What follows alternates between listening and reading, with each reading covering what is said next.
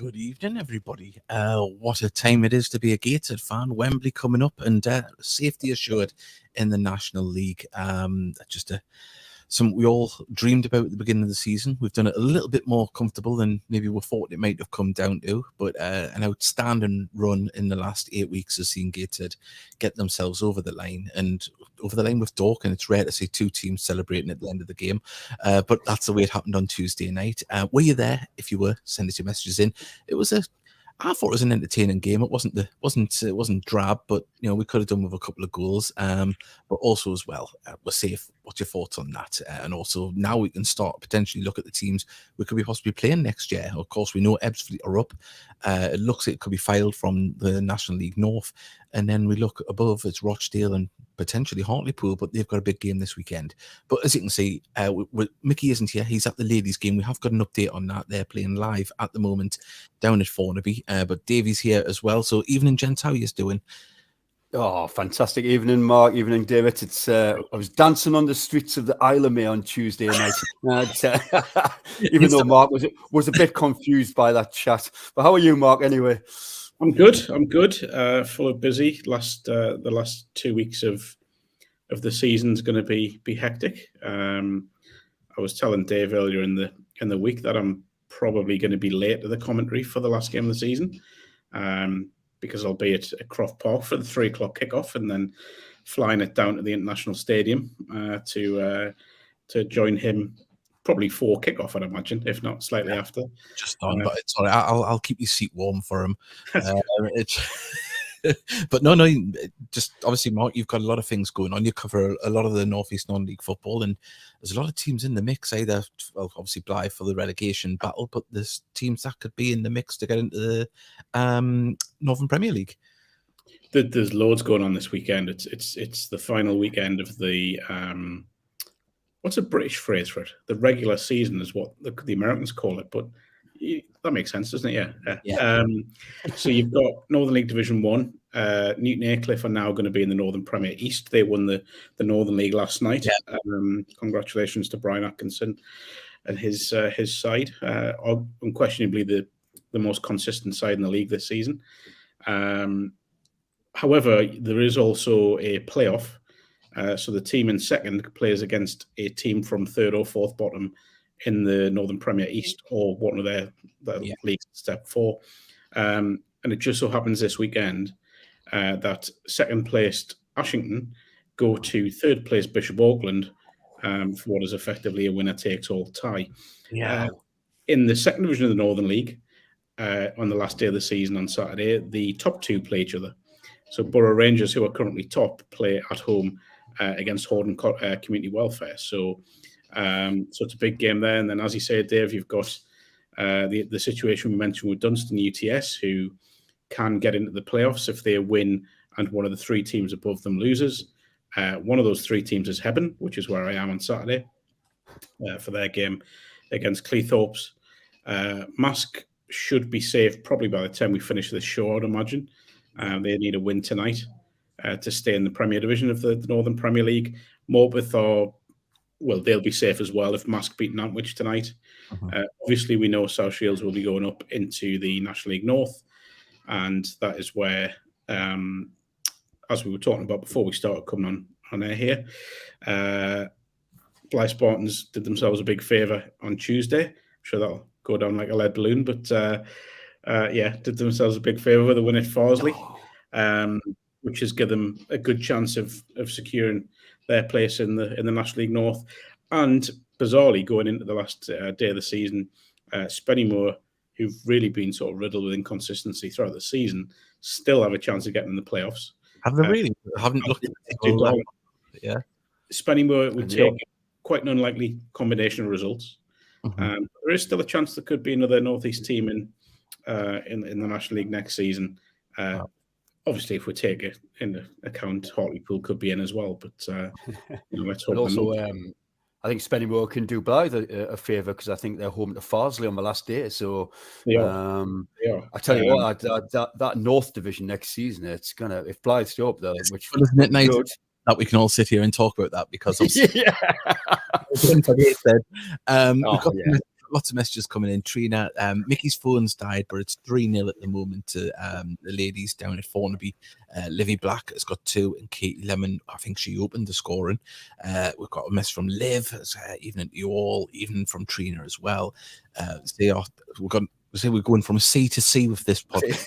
We've got you in the North Sea there, and we've got Darren in the Irish Sea, Johnny Gray as well. Evening, gents. Lots of them. Keep them coming in like that. Good evening, lads. What a season.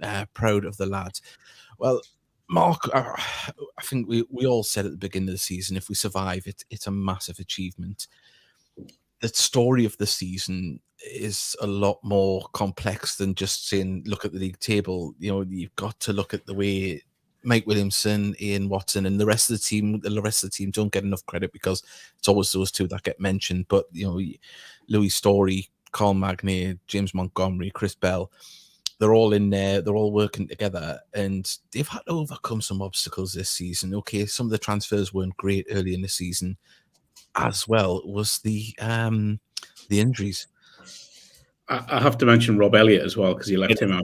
And I do that despite the fact he battered me for only turning up for big games on Tuesday. So, but yeah, I think I wrote a piece probably around this time last year saying that there was going to need to be a togetherness between. You'll have to excuse my dog in the background if you can hear it. Yeah, I wrote a piece this time last year saying there would have to be togetherness between supporters, club, players, management, everyone, because the battles that were being faced this season, and bear in mind this was before Langstaff and Scott went to Notts County, those battles were going to be even more difficult without those two, and it would take that togetherness to, to keep the club in the division. Now, that was without even thinking about the injury crisis, which... And Adam Campbell, I will plug that piece quite early. I've got a piece coming out in the morning with Adam. But he made a good point, which was last season, there was maybe 2 or 3 serious injuries throughout the whole season. They did get quite lucky, with injuries. This year, he said there's probably been 2 or 3 players that haven't had bad injuries through the game. So, through the season. It's been one of them where... I think what shouldn't be forgotten, and I hope I've got this right, I certainly hope I've got it right because I've just put it in print, but since the turn of the year, Gateshead have played 24 games in all competitions and only lost 4. Yeah. Now, that can be extended to 26 if you take into account the York City game and Gloucester in the in the trophy before Christmas. So that's just an unbelievable run of form. And, at any level of the game, to go on that sort of run, with the injuries, with players coming in. You mentioned the recruitment before Christmas. Some of it was questionable. I think even the management team would maybe hold their hands up and say that. Yeah. But what I would say to counter that is since Christmas, the recruitment has been impeccable. And everyone who's come in from, Ed Francis, Marcus Denanga, everyone's come in and done a great job. And they've really helped this team get over the line. I think Callum Whelan, I think, looks an exceptional talent in midfield, really and I think it's full credit to the management team for the job they've done in the second half of the season in particular, because the recruitment's been, for me, it's been faultless. Yeah, I mean, we've had a few players sign this season, and you always get away fans that have either had them before or recently, and they'll slate them. And one of those kind of came to fruition, what I said there. But we signed, Callum Whelan, Oldham fans, obviously just before the Oldham game. There was a lot of pressure on him because they were very public. Obviously, they've got a big fan base, big representation online at this level. And they were panning him. And the lad come in and he, first couple of games, he found his feet. And then just from then, like Denanga, like Conter, like Ed Francis, they've grabbed it and ran with it because they're obviously enjoying the environment that they've come into. And I think that, as I say, we mentioned about the tactics and everything else, but it's the environment and the culture that Mike and the team have put together that makes players flourish. Am I right in saying that his debut was against Oldham? Yep. Yes, I think it was. Yeah, it was. And I think he got man of the match, didn't he? I think he did extremely well that game. So, Callum Whelan, congratulations, he became a father a few weeks ago, and I think his baby was at the game as well the other week. So it's it was lovely to see. It's James Montgomery's birthday today as well. I've just seen the club tweet out. So he beat us to it. I've already got it lined up. There he is. Happy birthday, Monty, 29. If only it'd be 29 again, it'd be lovely. But the one that we haven't mentioned, by the way, is Phil Marshall. I've done it again. Phil Marshall as well. Who's I'm gonna start finding myself for doing that. Yeah, Phil's been very good since he's come back, and I always think what you need to take into account with him is it's his first year at this level. You know, he's played 21s football or 23s, whatever it's classed as these days, but you know, this is his first year in the National League, coming up against some big clubs, playing the style of football that, you know, we all know how Gateshead like to play. And I just think he's been very good, backed up by, that's probably a bit harsh on Monty, but supported by a very, very reliable goalkeeper in James Montgomery, who has been arguably the story of the second half of the season. It certainly has. We've got more messages coming in. I'm going to quickly play out messages from our sponsors because obviously without them we wouldn't do this. We've got lots and lots of messages. So if you want to keep sending them in, and also as well, just how's life been this week with safety being achieved? Right, we'll get into this when we come back. We'll get right back into those messages.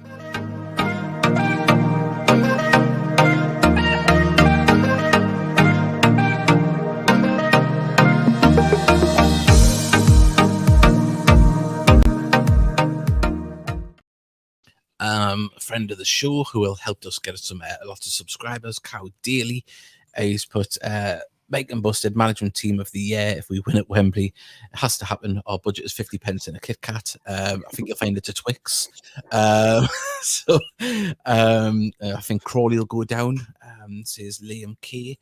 Mr. Luke, Carlton Town are winning 1-0 against Pontefract. That means Shildon are currently getting relegated. Oh, that's sad news. That is true, yeah. Yeah, Marsk are losing 1-0 as well, which is a bit of a surprise at the moment.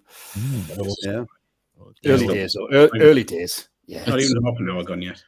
Greets from West Posh, roll on, walking, and Boreham Wood, relaxing matches. It's not going to be that relaxing because the players have still got to keep at it and get through these games. And I think I mentioned it in commentary or before when we went on air. It was about we're going to have to potentially bleed in the likes of Ollie Thompson a little bit now, get him a little bit more, because he could potentially, have to play a significant part or even start at Wembley, possibly. And then there's the hope that Harris and Kenton will be back involved for that as well. But one question I'd like to pose, do you think with the season ending in the National League North, that we could see Hassani and Jarvis brought back into contention for the Wembley final? Because they played against Gloucester, so they're eligible. But they could, I suppose. And it was notable that I don't know if I imagined it was Lirak Hassani was there on Tuesday, I think. Was he? I didn't see him there, yeah. So no, I could be wrong. If he hasn't, he's got a double. But no, I think I think it's an option. It is, and certainly something I would imagine they will consider if they are eligible. But I think just going back to the question regarding the I've completely forgot what I was going to say. That's good. Oh, sorry, on the next 2 games, 3 games in the league. Sorry. The thing I got from Mike Williamson on Tuesday after the game, Adam Campbell says similar in the piece that's out in the morning on the Sunderland Echo website. They know that they've got to stay true in the league. They're playing teams that have got things to fight for. You've got obviously Boreham Wood and Woking are still going for the playoffs. So they're going to have to, there's teams in and around there that'll be relying on Gateshead to do them a favour and take points off them. And, if there's one thing we know about this management team, it's 1, they're focused, and 2, they've got great integrity. So they'll pick a strong team, they'll go to win games, and they'll want to, I may be wrong, but I'm fairly certain they can finish near enough top 10 if results go their way. Possibly. Well, Johnny Grace put the first half against Dorking was entertaining compared to Bromley on Saturday. Once Dorking realised Chesterfield scored, the draw would keep them safe. They went to 6 at the back and killed off the spectacle. Aside from the comedy, time wasting, and that was quite funny. You know It's where it funny. is? I've got no issues with that. I'll be honest with you. As a football fan, if that was the other way around and we needed a point and we were doing some antics, I know it's not everyone's cup of tea. I know it's going to divide opinion, but honestly, I have no problems with some I of gotta that. remember, Dorking have never been relegated. They've had it's a Right.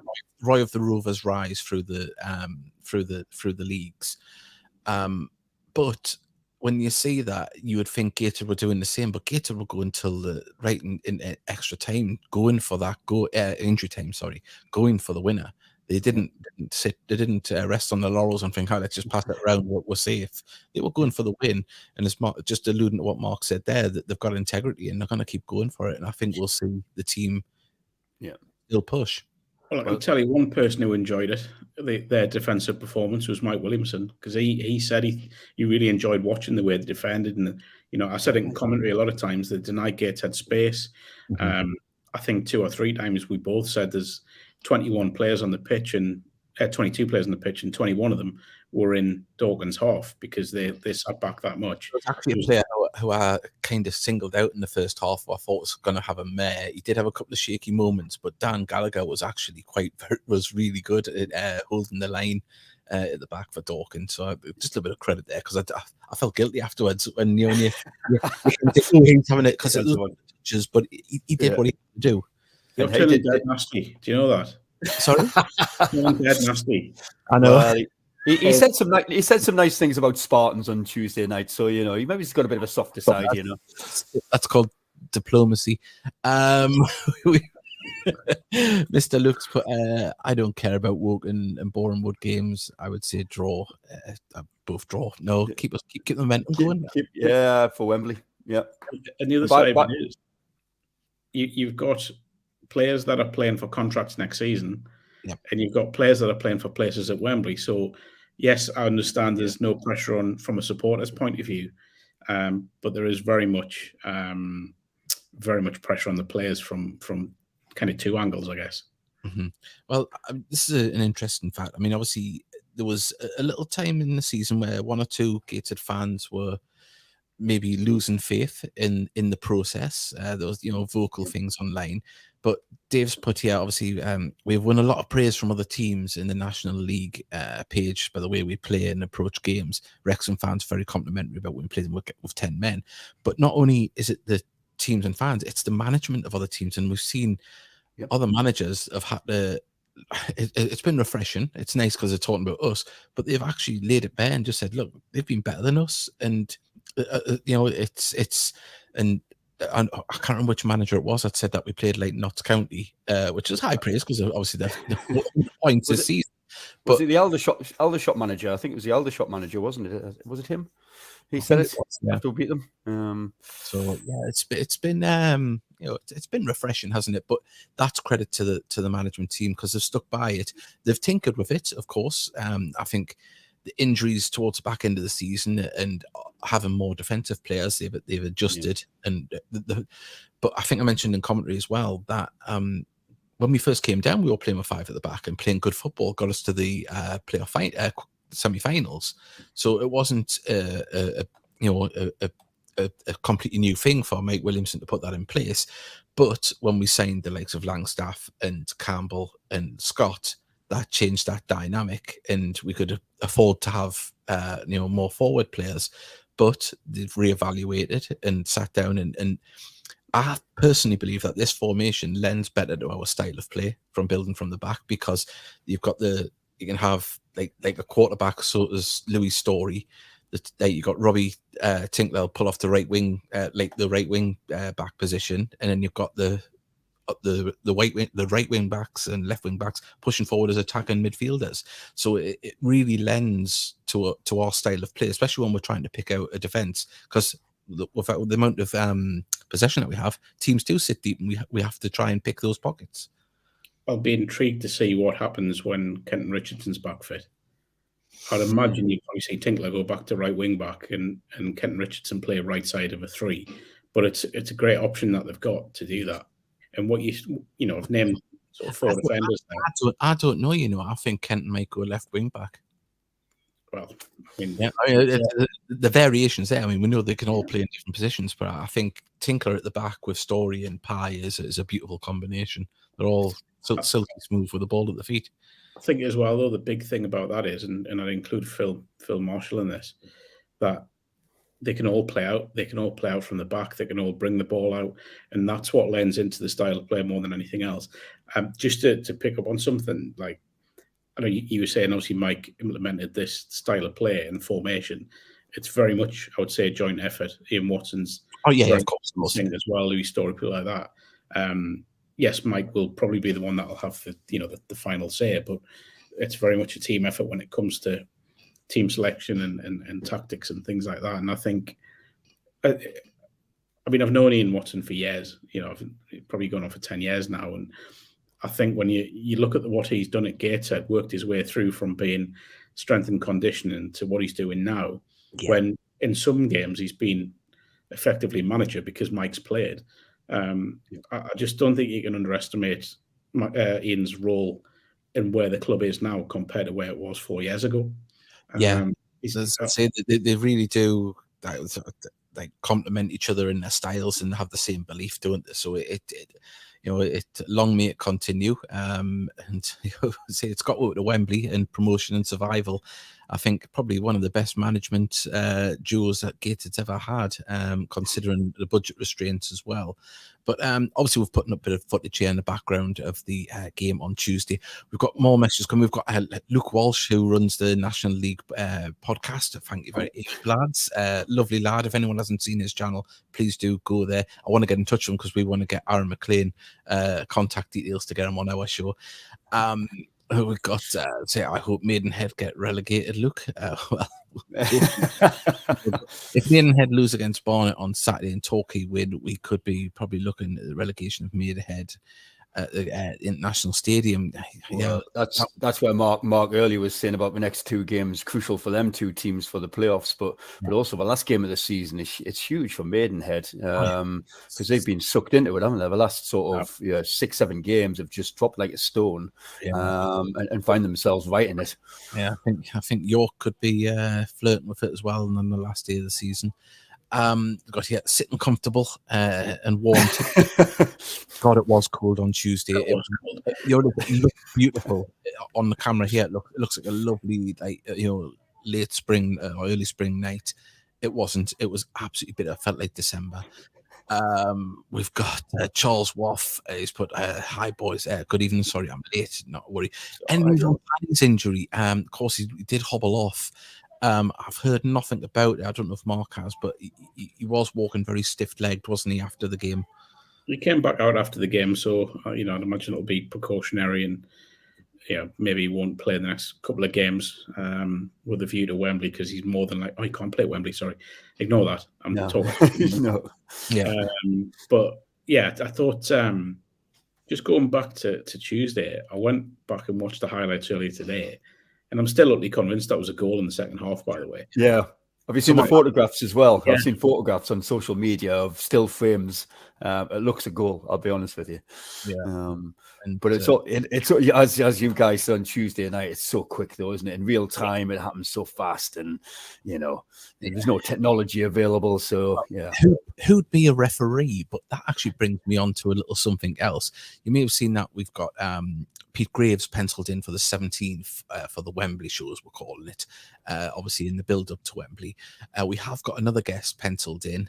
So they're both willing to join us, and I'll put that up on screen here. And it is former Premier League referee Jeff Winter is going to be joining us on the podcast that night as well. So absolutely fantastic. And we're going to try and get a third. The third isn't Mark, but Mark is more than welcome to be on the show. No, I know my place. So that'll be Dave, you know how I love pointing out your errors? Yeah, what am I doing? You spelled Pete Graves' name wrong. Have I? Oh dear. I'm going to absolutely throw you under the bus. Pete Garbs. Who's Pete Garbs? No one's seen it. No. He's not coming on the show now, is he, Dave? Yeah, me. We'll have to try and reach out to Pete Garbs, whoever he is. change the photo. Also, David, has he any idea that you're going to be coming out with North Sea in your Speedos? I mean, he's never going to come on the show, is he? Crikey. Do you know how many people have stopped us in the concourse to get a pie going, when's it happening? When's it happening? I'm like, why did that open my mouth? Apparently, it's half time now at Thornaby, and it's still 3-0 to the Heed Lasses. Excellent. So, yeah, great stuff. Denanga should have scored there. Oh, goodness, yeah. I mean, it was lovely We had stuff. chances. It looks like it was a quite entertaining 0-0. I'll be honest with you. You know, it wasn't. I mean, you two brought it alive. I must admit, I enjoyed it. I enjoyed your commentary. It's oh yeah, he should have scored. Oh God. As I think Mark said, the commentary is trying to be a little bit too cute. If he had just put it across towards the gaping gap of the other side of the goalkeeper, he would have put it in the back of the net. But it's one of them where sometimes as a striker, not that I know, because as a striker, you try and put it back across the goalkeeper, and it's easier because that's his weight's going one direction. I know what I'm talking about. Yeah. His weight's going in that direction, so you can't get back to where you put it from. But it was. It basically just headed straight. He would have scored. I think I don't see their keeper getting near it. I really enjoyed their defence second half, by the way, because it was. I think even Mike used the phrase "bodies on the line." They were throwing themselves in front of tackles, in front of shots. It was. It wasn't pretty, but it was certainly effective. I mean, got the point to keep them in the division, which at the start of the season. Dave, can you rewind that, Dave? Yeah, one second. It comes here in slow motion. Guess a look at this. I don't know if Greg Ollie's appealing for a foul. No, maybe not. No. I mean, there was appeals for handball. Greg did land on it. Oof. I say there's it's handball and over the line. Yeah. So apart from that, he got it right. I did see out on social media. Someone said, should it have been a red and a penalty? So never mind the goal. Somebody did send a message. I'm trying to find it about. Obviously, they were time wasting after 30 minutes, and I'm glad the referee did pull the yellow card out because it was pretty just ridiculous, wasn't it? The time wasting that early, but I think Mark agreed with you when the yellow card came out. I think Mark, you were getting a bit excited by that. You were going, "Yes, that's right. That's what should be happening." Yeah. When you're sat beside Dave, you've got to grab any kind of excitement you can. So, that's my wife. My wife says the same thing. No comment. So. 1 second. Did you see the Dorking keeper is also a professional keeper? So they must have a half and half squad where some players are training full time. But Dorking part time. I think there must be one of the only two, are there, in the division? Yeah, they are. Yeah, there's not many. No kidding. But hey, credit to them. I mean, both of us, staying a professional cricketer. Oh yes, I knew that. Yeah. So there we go. Anyway, we're both staying above the dotted line, which that was the objective at the beginning of the season, wasn't it? We said right on day one, we said, look, it's just to survive, and kick on from there, but survive, and we have with 4 games to go. No wonder we're happy. You know what I mean? And relaxing and talking about the North Division, just going, oh well, let them get on with it. But yeah, it's and potentially Hartlepool, Hartlepool, as Mark said, it's a play home to Crawley, massive game for them on Saturday, home to Crawley. But if they lose, I'd say that was it. We can look forward to Boxing Day at Hartlepool. I think we've got a message about Jeff Winter, obviously, and because one of my questions was, has he refereed at Gateshead, and obviously we know he's refereed at Wembley. He definitely has refereed.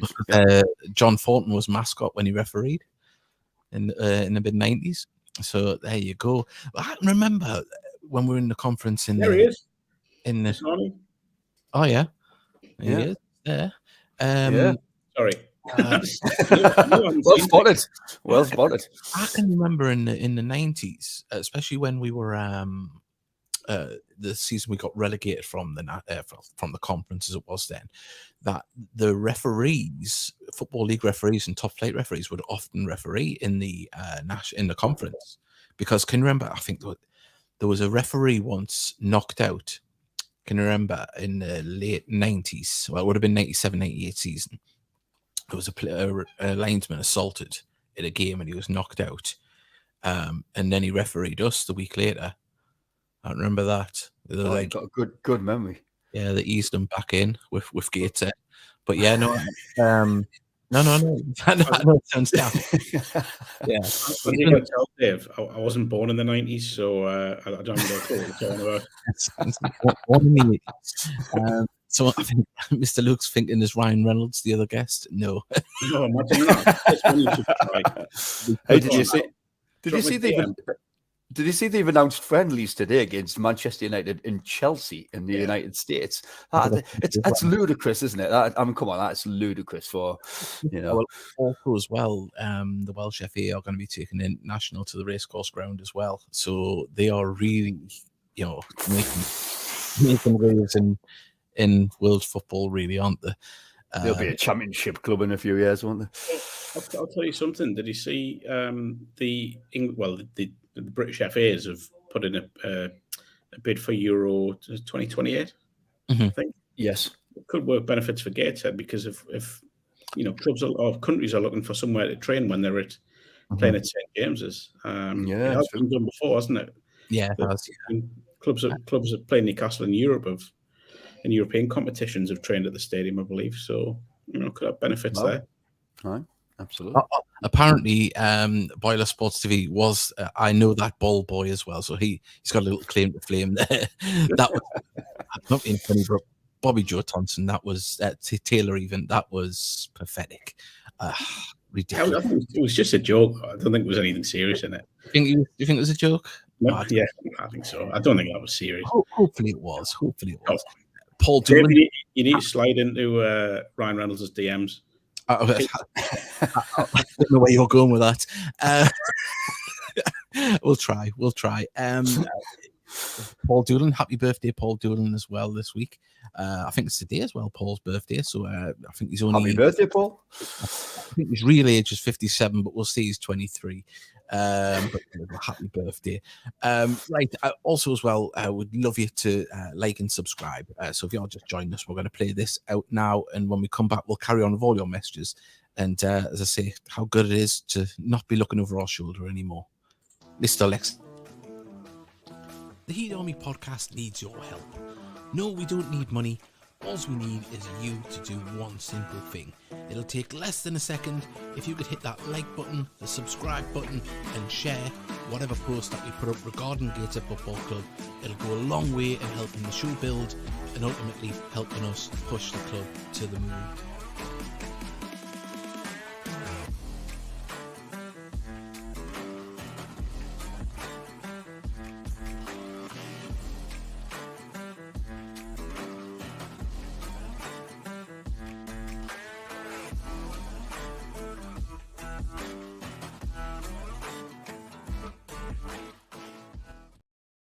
Well, we've got a little bit of trivia here. I didn't know this. Apparently, Chile trained at Regif Park for the 1966 World Cup.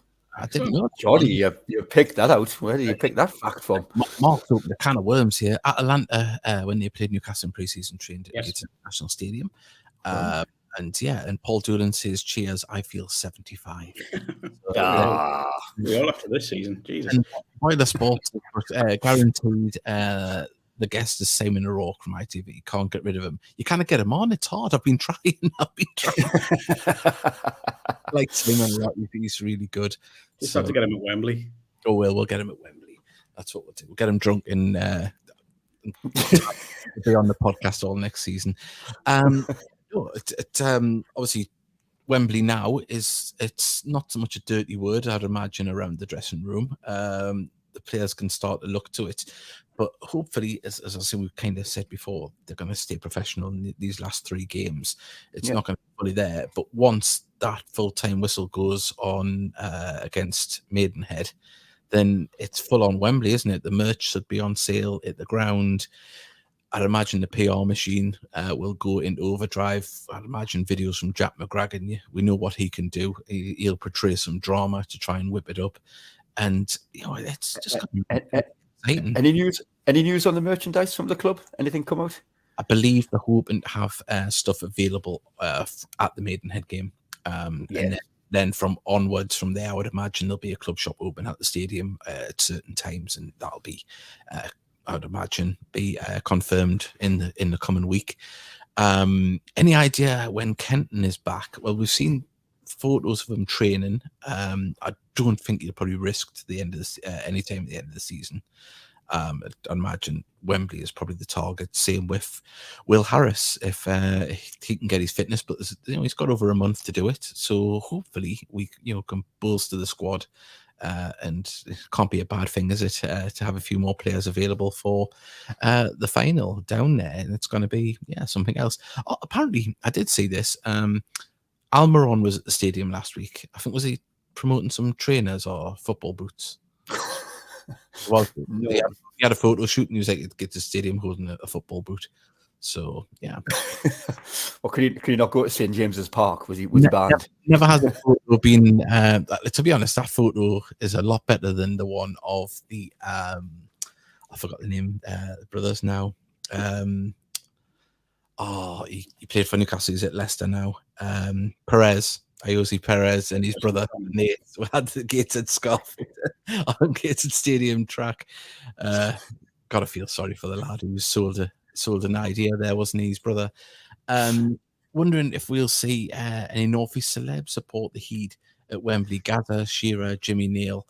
It'd be nice, wouldn't it? You get a bit of traction, but we'll see. We'll try and get Ant and Deck to rival Ryan Reynolds. Hey, we've got used to. What more do we need? I'm pleased you said it, because it would have felt silly me saying it. But yeah. I know. There's only one celebrity in that stand, and that's Paul Dixon. Everyone loves him. We've got a few here. Nothing to do with the podcast, but I retire tomorrow. Oh, Sorry, what's that? Oh, and by the way, I'll be taking pictures at Wembley. So honoured. Fantastic. Yeah. What a way to finish, eh? What a way to bow out. Charles, that's a good one, that. I know. That'll be good. It says we can pick us out in the stand, because he often does. Let's see if we can get him to pick out in Wembley. Trinas, but hello, lads. Don't forget Davy Gaddis, James Bond, Whitley Bay. Is that from Mickey by any chance, do you think? There's me making bold statements, think we'll never get to Wembley. Thank God it wasn't a tattoo of Ryan Reynolds on my backside or something like that. That's what you said earlier in the week. What? You said if they won, you would get it. Is that what you said? I'm sure I heard you say that. I think that's just too far. Step too far. I'm doing Christmas stories, so I'm doing it's a 10k at the end of the month. Looking forward to run around the hallowed track at Gated International Stadium. Well, fantastic. Hope you're gonna have your Gated shirt on when you're doing it. And talking about Gated shirts, I would imagine we might find out if we're gonna have a new shirt for Wembley. Be quite exciting if we do, wouldn't it? It'll just push us over the edge with merchandise and things like that. It keeps the club in the news as well, because it can. Let's be honest, Dave. It'll just push you over the edge. You'll just be far too excited. Oh no! I don't get excited. Happy retirement, Charles. Long admired your work. Thank you for providing a pictorial history of the club. He's took some beautiful photos, and none are better. There's two photos I love of Charles. There's the one of when Ben Clark's leading the side out of Wembley, and there's that shot of Marwood striking the shot against Grimsby in the semi-finals. Two iconic photos for me. Beautiful. I think Mickey's even got the Marwood one up in his passage. He's got it up there. Yeah, he's got it blowing up. So it's absolutely fantastic. So yeah, it's looking really good.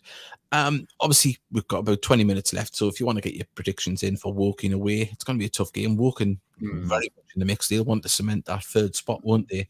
Try and get the third spot from Chesterfield. So yeah, and that home game was a wake up call for us. We realised sort of we were in the National League, because Woking came and just battered us. Can you remember that? The 4-1, I think it was, wasn't it, at home early doors, and it was just like, oh God, yeah, this is it. This is for real, They were big, they were physical, and they were fast. I think the only team to rival them for that, I would say, was Chesterfield. They were. Chesterfield were absolutely amazing. I tell you what, obviously the two big clubs are running away with it at the top end, and it looks like, let's be honest, it looks like Wrexham now, doesn't it? I mean, it's not a foregone conclusion, but it's looking pretty good. So Notts County have to be wary of Chesterfield. I think Chesterfield, they've picked up form, haven't they? In Chesterfield, Woking, we've seen what Bromley can do if they can get in there. That's a tough set of playoffs. I think the one thing I would say is when you've got a goal scorer in sort of one-off games like them, I think they're one-off games this season again. Yeah, they are. That can win you the game alone, and I think looking at Notts County with Macaulay in the form that he's been in, they've got vast experience in the squad as well. I just think they're too good to not go through the playoffs if it is that. True. So it's going to be an interesting one. But I was just having a quick look there, just looking at the teams that Gateshead will finish above or could finish above. And if you go back to the fact that, this is the first season up, and you look at some of the teams that they're going to finish above, and, could even end up above Oldham. Who would have thought that? Scunthorpe, Yeovil. Yes, it's, don't get me wrong, it's sad what's happened to them, really is. I mean, Torquay have been a great club at that level for the last few years. It's only this year they've really fell off the pace. I mean, that was it 2 years ago they were in the playoffs, and so they're in the final, didn't they? They lost to Hartlepool, in fact, because their keeper scored the equaliser in the 90th minute. But Hartlepool won it. I think was it extra time. Hartlepool won it in penalties. Aye, and then they went up, obviously. So Torquay been there or thereabouts, haven't they? So, because the goalkeeper was Brad James. Yeah, that's right. Yeah, is it? That's right. I remember. I tweeted before the penalty shootout, saying that the last time I saw Brad James in a penalty shootout was for Gateshead at Brockley in the playoff quarter final, or whatever they classed it as. And yeah, he's pretty much a bit of a club legend for what he did there. Definitely. Liv was just going for our favourite prediction. It'll come in one day. It will come in one day. Positivity, that's what we're keeping, positivity. Mr. Lucas, but does anyone support the Gateshead on the Isle of May? I think it's just you, isn't it? I think it's just me, but I've got obviously I'm in Scotland, so I've got so locally I've got Wraith Rovers as obviously in Kirkcaldy. Although when I got on the bus up here on my very sort of first few days, I asked for a single to Kirkcaldy, and the bus driver just looked at us and was, "What, Kirkcaldy?" And he was like, "No, Kirkcaldy, son." I was like, "Okay." And then obviously, so Wraith is a big club nearby, and Dundee. I've got quite a few Dundee fans here, so yeah, which has had a few Gateshead links actually. Which Dundee? Because Luke Hannon is doing well up there at Dundee. Dundee, not Dundee United. I don't like them. Dundee. But there was a few Gateshead links there as well, wasn't it? Because didn't Andy Johnson end up there at one stage, and he's didn't when he was heading over there as well? Kedwin Scott played there. Did he? No. Yeah. There's a few links. That's where he was before he went to heaven, wasn't it? Dunstan. He went to Dunstan first. In heaven, yeah. So, yeah. But the lads, just like I'm sure your friends and stuff, they watch the results. They were saying, "Oh, you're taking the 20th, 21st off of you, Steely?" I was like, "Yes, I am." I said, "You're getting us off this island, whether you like it or not." Obviously, Christmas Stories went 2-1 to Woking. Have you put a plan in place for getting off the island in time, because you did miss the games over these weekend? Right, I have. Yeah, absolutely. Yeah, I'm coming off days before. Just leave now. You'll make it. You'll be all right. Absolutely. If you take loads of pictures of puffins in advance and then post them, it'll look like you're working. Well, it was funny on Tuesday night. Obviously, you mentioned at the beginning of the game, and Mark, you just sort of went silent for a little bit. You were a bit confused by the whole thing of what the hell I do.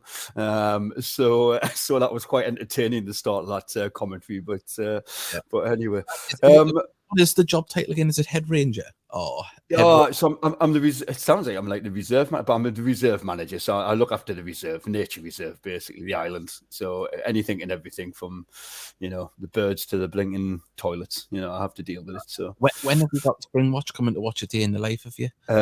Towards the end of May. It better not be the bloody 21st So there'll be hell on, I tell you. Like, we've come to the island to follow David Steele. He's very angry at the moment. He's kicked 20 puffins and ran over one seal. It'll be more than 20, I tell you.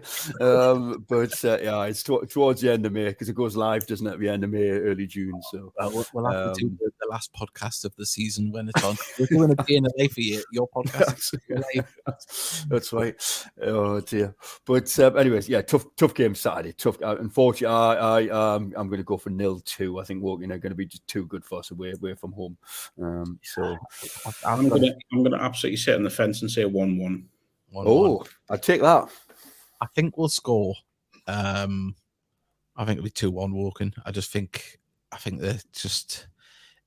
think we'll get back on it for the Boreham Wood and Maidenhead game. I just think maybe the lad just in subconsciously, I think they might just think, hey, we've done it here. And then I think they'll be switched back on after that. I might be wrong, but yep.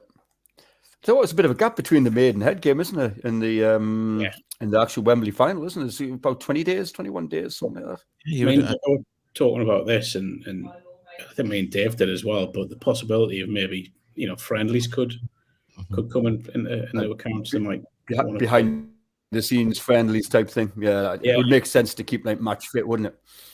Yeah. Sorry, I just danced past that. I put 1-1, and I read it properly. It's got 1-1 to us. We'll take that. We'll take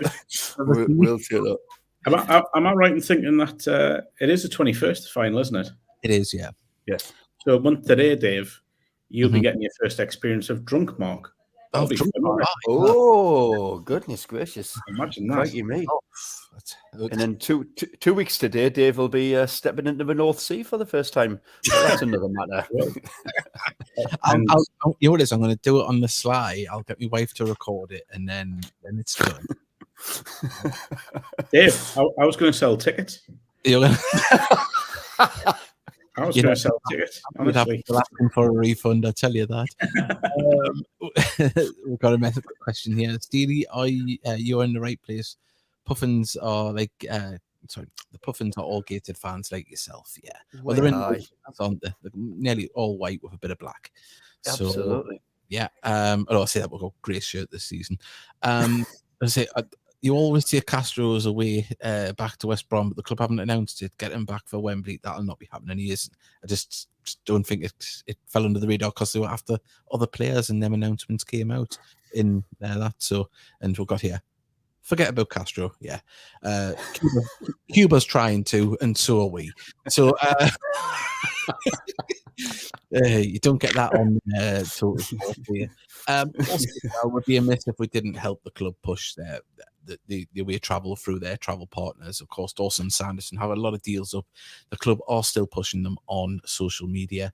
And there you are. There's one of the deals there if you want to go down and back on the day. That is for your coach travel only, not your match day ticket.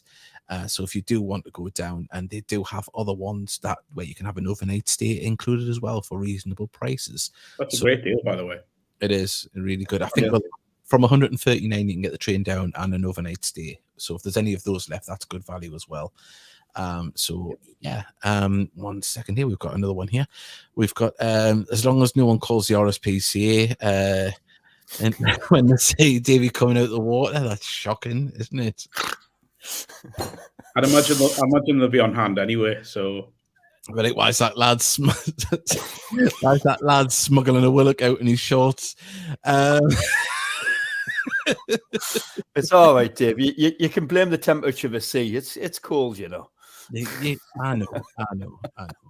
Hey, right. If you want to get your also as well as there's two games, so if anyone wants to get the one in for the Boreham Wood one as well, as I say, get a bit of travelling this week. I don't know if they'll be stopping over or travelling back because they have to go back down to London town, as it were, down to Boreham Wood. It's a shank. 1 second, we've got do you think there's a chance the last game of the season could be on TV, Maidenhead, involved in the relegation battle? I would imagine if Notts County and Wrexham still have a chance of overhauling Wrexham, no. Yeah. But if that's done and dusted by then, you never know. Of course, that would mean BT Sport coming to the Northeast, so probably not. Oh, you cynic, Mark. Sending a presenter and a camera though to do updates like Chris Kamara style in the stand of late, but that's right, okay. because the other teams have been involved in the playoffs. So, am I right in thinking our only time this year on TV was Maidenhead away, or was it Maidstone? Was it Maid? It was one of the M's. Was it Maid? We won 1-0. Yeah, Dan Ward scored, didn't he? It was on TV. It was the only time we've obviously they've ticked the boxes there, haven't they? They thought, right, Maidenhead gated, let's get it out of the way, tick. Yeah. It was early on in the season. I think it was our first away win of the season. It was on TV. No, I may be wrong here. You can feel free to correct me. The last time Gateshead were on BT Sport at home was Lincoln. Yeah, Lincoln. When Lincoln won the title. Well, I don't think they actually won the title, but they didn't. The other result didn't go their way. Yeah, so they were pretty much. Was that the game when Gateshead were 1-0 up with like 5 minutes left? I'm not sure. Did it end 5-1? No, it was. I'm sure it was a 2-1 or something like that. I think it was 2-1. I can't remember the goals win because Nathan Arnold was the winner because I interviewed him after the game. Yeah. So just hearing about this reminds Dave going into the North Sea, that legendary scene of a William Tig in the big sea line jumped into the pool. I don't know what that one is, but no, it's that legendary. I don't know. Got Maidenhead away. It was so on that one. Yeah. Obviously, say we're going about 5 minutes, so I'm going to quickly play out an advert. When we come back, we're going to get any predictions or any messages or anything, or any questions for Mark, because he's a wealth of knowledge, you know. Oh, that's not fair. Hello everybody, remember to like and subscribe and share the show. Sorry Mark, I didn't mean to cut you off. All right, I am. I'll answer anything. So we're going to find out within reason. Yeah, so we'll find out how to get a bent screw out the wall. We've got here 1 second. Searched for the Lincoln game. We conceded twice in 2 minutes. There we go. So got it right. And you've got a good memory, Mark. So Reggie Perrin before Wembley. Yeah, just going to disappear into the waves. I'll not come back. So yeah, on that note. So it's been a good show, everyone. Thank you very much. Lots of messages coming in, and it's just nice to have that feel good feeling, isn't it, as a Gateshead fan walking around and not having to worry. Relaxed, aren't we? We don't have to look at the bottom of the table and sort of, work out which team, we need that team to beat that team, to give us a, and I mean, Mark, it was a great summing up at the beginning of the show about the second half of the season. And, that's, I remember that it was home to Halifax, and then we built that up quite big, and it was quite a, let's be honest, it was awful, drab 0-0. And then that was on a Tuesday, and on the Saturday we played home to Torquay. We built that up as well, and a huge game, finished 1-1, and it just felt then that was like the first cracks of uncertainty. Like there was a bit of a gap that I think Yeovil had won. There was 4 points between, and then we just lost that point, obviously, very recently as well. And it just felt that was for me. That was the time. Don't as well. Everyone forgets about that. The deduction. We have got a question for Mark. There we go. Ask Mark, do you think Alan Armstrong is under pressure at Darlow? I think Alan Armstrong will put himself under pressure. They were in a good position in the playoffs, or to get in the playoffs, and that sort of slipped away with some poor results recently. They did lose Mark Beck as well, though. Yeah, the thing with Dalton is that it's happened recently in recent years where they've had Luke Charman did the same when he was fit and firing. Who else has gone? There's been sort of 3 or 4 have gone. Kevin DeSantos went. So they do have that. They've had big offers for players, and they've lost them. But I think Alan's a great manager, and he's a great bloke, and I think at the moment he's the best person for Darlington. Whether that means a rebuild again next season in the National League North. If they get in the playoffs, by the way, I think they'll be a threat. If Jack Lambert's back fit, Jack's a great player. Someone I think could certainly play in the National League. So yeah, he will be under pressure, but it'll be pressure he'll put on himself. So yeah. Do you think Spenny Moore can get into the playoffs? Is it a case of like a few connotations to happen for them to get there? Yeah, I mean, it would be the it would be the biggest of shocks. I'm going to get the league table up just so I can get the stats right, but they are. They are Blackett is spending more. He has scored a few goals since he's went. Yes, yeah. But the problem is that the 3 points adrift, and they've got a -1 goal difference. Now, they would have to win, and I think they'd have to be Gloucester would get beat. I was saying that there's 3 games left, isn't there? Yeah. Ignore what I've just said. Just ignore everything. Go on and run the ship. You know what? I wouldn't be surprised if they were able to get in there because Glenn Taylor's really hit form. So they've got goals, didn't he, in a game last week? So they've got Banbury away, and then they've got Farsley at home. Now they're not bad fixtures. They're going to need 6 points, I think, and I wouldn't be shocked if they got them. It's just then what happens with other clubs. Blackett's done really well. Took a bit of time to get settled in, but he is starting to find the net on a regular basis now. It's quite I mean, for me, it's probably one of the better partnerships in the division with him and Glenn Taylor. Even though one of them probably have to drop off at times, but no, I think Paul's flourishing or starting to flourish there. There's Christopher Stories, but I've said it most of the season we'd survive, but I did have my doubts at times. If I would jump in, my biggest doubt was Aldershot at home, and it was an early kickoff. I think it was a 12:30 kickoff. Was it 3-0 or 2-0? I think it was 3. Yeah, but I could be wrong. Was 3-0. Yeah, that's right. And I came away from that game thinking it was a pretty flat performance. There wasn't a lot of the energy you expect. The pressing wasn't quite there. And I didn't think Aldershot when he great shakes as well, by the way. And I just remember coming away from that game. I think I went straight to Dunstan for a game there. And sort of talking to a few people at Dunstan and just saying it's going to be an uphill battle, like a real uphill battle second half of the season. But again, I go back to what I said at the start. Since that day, losing 4 or 5 games is an incredible run of. It's actually it's kind of title winning form, really. If not playoffs in this division at the minute, but I think the big thing now is for the thoughts will turn to the summer pretty quickly once the trophy final's done, and it's getting lads tied down for next season, making sure the spine of the side stays together and the recruitment's right this summer. I know for a fact there'll be Football League and Premier League clubs will approach Gateshead with a view to taking promising players on loan, because you look at what they've done for Phil Marshall, you look at what they've done for a number of players in the last few years on loan. As well, he came to us as an unknown quantity, and now I seen today there was a post about the best 11 of under 23s players in the National League, and Conta's in there. So he's being noticed a lot by everybody. He's only 20, and I think if he isn't in the Football League, I think he could even be pushing for trying to get in the squad at Middlesbrough. But he's still developing. Very good player. You're not on first name terms with him now, Dave. You mentioned that once or twice in the commentary, I noticed. Yeah. We like to keep ourselves entertained during this.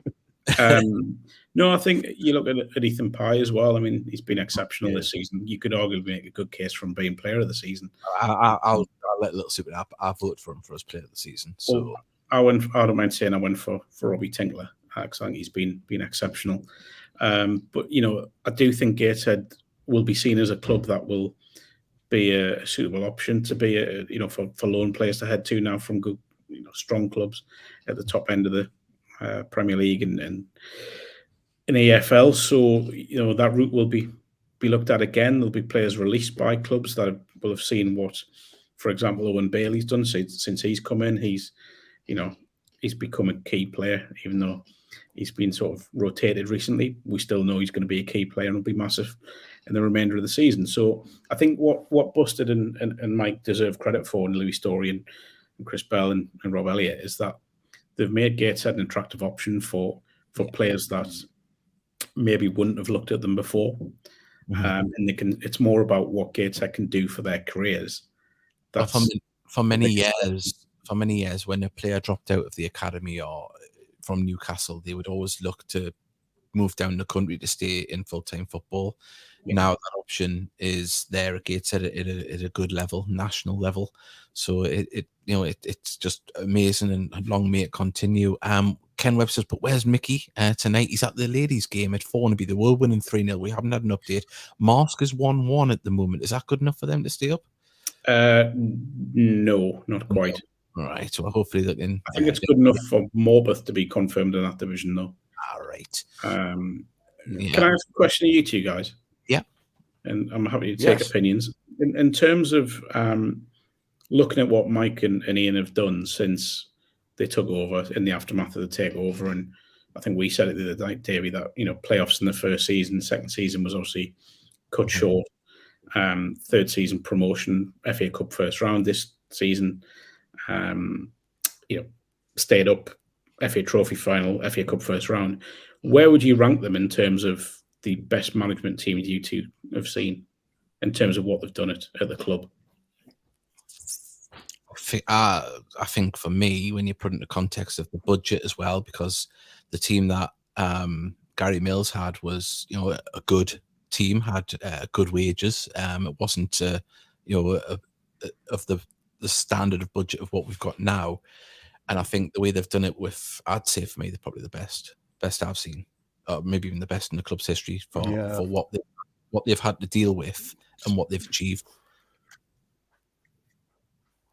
Trying to think if there's anyone better in your eyes, when you look back, in our recent history, and with Mills. Mills was great, but as I say, if you put it, next to it, obviously two different sides, two different scenarios. But I think with what there is and what we've managed to do with the majority of the team being Northeast players and the culture they've made at Gateshead, I think, to me, because if I go through the history of managers that have been good, Ian Bogie, of course, was great, but let's be honest, he had a good budget and some great players. Yep. Not to say that the players we've got now aren't great, but it's under different scenarios to what it is now, where we had a money man in Graham Wood. The late great. Sorry, I didn't mean to cut you off there. Late great Tony Lee kept us on up on. The late great Tony Lee kept us on a shoot. Absolute. I was getting players in from left, right, and centre. I remember they would use like 56 players one season. But kept us up. He did remarkably well for virtually having no money. But I think down as well as a big one. But I'd say that the current crop of management and the coaches are the best we've had, especially in my lifetime, if not the club's history, I would say. Yeah. And the other question, Dave, was going to be more of an instruction. Is the first drinks on you at Wembley, by the way? Okay, yeah, that's fine. That's fine. Do you think other clubs will look at the manager? Sorry. Yeah. But, right, I'll quickly go through these because I've got some messages that have come in. Taylor Howie has put, I went for Campbell. His ability to turn it on is something special. And I think I said it and on comedy, I think he'll be a main man at Wembley. He went for Kenton Richardson, says Mason Ford. Can't argue with that. He's been fantastic. How do you vote for player of the season? If you go on the Gated Soul website and on their social media, there'll be links to that. You've got to do it through your Google account to vote, so there can only be one vote for each player. Darren Walden has put 1 second, tie them down to lifetime contracts. Well, you've got to say that we know they've had offers to go to other clubs. They're very happy in what they're doing at the club, and hopefully, as I say, you can only say you hope that continues. And the mentality of both the two main men and the people they've brought in to work with them is that the job isn't over. It's a process that it's hopefully, this is only just a little step on the ladder of what they want to achieve. And I look at what we've done so far. This season as well, let's not forget we had Kent Richardson called up to the England C squad. There's another achievement, another feather in the club's cap, because yes, we've had it before, but not with this crop of players, and that's another fantastic achievement that the club's been recognised in that way. Yeah, absolutely I agree. I think there will be clubs will come looking because of what's been achieved. possibly more so, or even more so, if Wembley goes the way we all want it to. So yeah, it's going to be an interesting period. But I think Mark, sorry. That's all right. I think we've got a delay on your end. It's all right. You talk, Davey. Sorry, I do have a delay. My internet's starting to go a little bit. I was just saying, Mark, I think Mark tweeted out midweek. He said, look at the season you've had. You got to the FA Cup first round. We were unlucky against Stevenage in the end, Wembley final, and we've stayed in the division. I mean, what more do you want? Yeah. No. We want free drinks at Wembley. That's what we want. Right. On that note, Colin Dilbo's a massive fan of Gary Mills, but in my opinion, Williamson is the best manager we've ever had. Well, we'll leave on that positive note, and hopefully they can continue what they've been doing all season and do us proud on Saturday down at Woking. So just Mark, thank you very much for joining us tonight. Davey, as ever, Mark. Yeah, pleasure. And as I say, we'll see you next time. And also, I'm going to change Pete Graves' name on the poster.